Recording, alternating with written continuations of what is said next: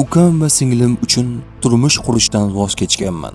Aktrisa Zarina Yo'ldosheva marhuma onasiga bergan va'dasi va reklama evaziga olingan uy haqida.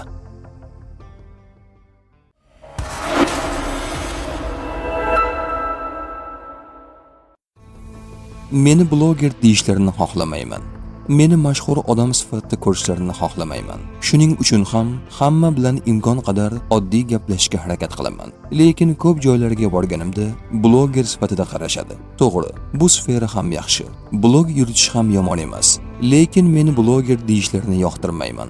Agar soham bo'yicha qaraydigan bo'lsak, meni aktrisa sifatida qabul qilishlarini xohlayman.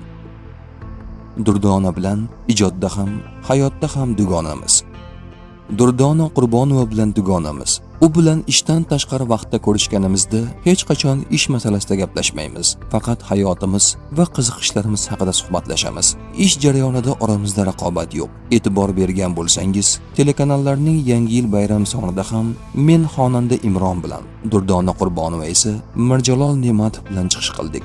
Aslida muxlislar Durdonani Imron bilan, meni esa Mirjalol Ne'matov bilan ko'rishga o'rgangan edi.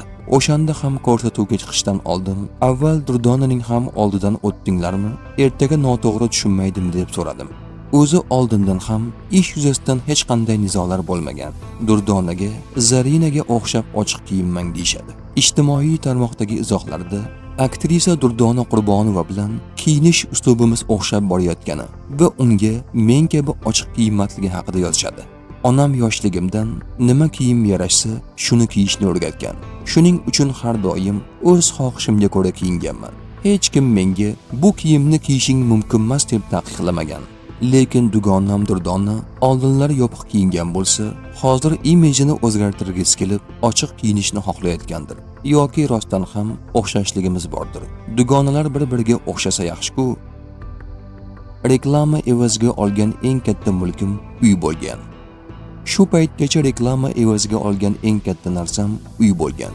Boshida boshqa blogerlar uy quruvchi kompaniyalar bilan shartnoma imzolaganda, nimaga meni ham ana shunday loyihalarga chaqirishmaydi deb ko'nglim g'ash bo'lardi.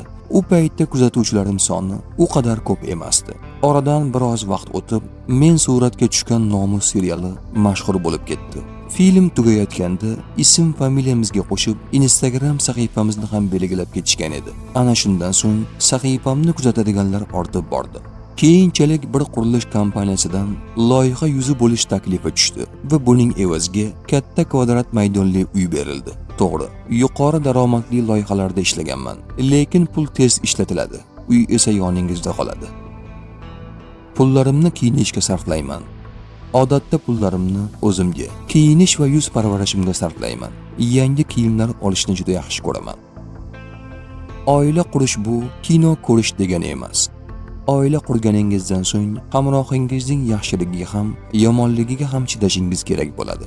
Har bir qiz qatori men ham ajrashib ketaman deb oila qurishni xohlamayman. Shuning uchun turmush quradigan insoningizni yaxshi ko'rib, ba'zi ayblarga ham ko'z yumishga tayyor turishingiz kerak. Menga sovchi qo'yayotganlar ham yaxshi insonlar, lekin ularning birortasi ham ko'nglimdan joy olmasa, qanday yashay olaman? Keyinchalik ko'nglingizdan joy olmagan odamning biror kamchiligi chiqsa, o'zingizdan chetlashtira boshlaysiz. Bu kabi oilam bo'lishni istamayman. Onamga so'z berganman. Kichikligimda dadamdan ajralganmiz. Keyinchalik onam ham vafot etdi. Onam vafot etmasdan avval ukalarimga qarashda yordamlashardim. Onam 3 bolani boqish uchun doim ishda bo'lardi. Shu sabab singlim va ukamga qarashga vaqti bo'lmasdi. Ularni o'zim maktabga ketishdan oldin bog'chasiga tashlab qo'yardim. Darsdan chiqib, ularni bog'chadan olib, onam kelguncha uylarni yig'ishtirib, ovqat qilib qo'yardim. Onam ishdan charchab kelgani uchun ularni bezovta qilishni xohlamasdim. Ukam va singlim uchun turmush qurishdan kechganman. Mayli, kech oila qurib, kech farzandli bo'lay. Lekin oldin ularni turmushga berib, uylantiraman deb onamga so'z berganman. Buvim opadan oldin singil turmush qursa, hamma gapiradi deb rosa urishgan. Ularga menga hech kimning gapi qiziq emas. Avval singlimni uzatib, so'ng ukamga uy olib berib, uylantiraman deganman. Ularni uy joyli qilmay turib, oila qurishni xohlamaganman, deydi Zarina Yo'ldosheva.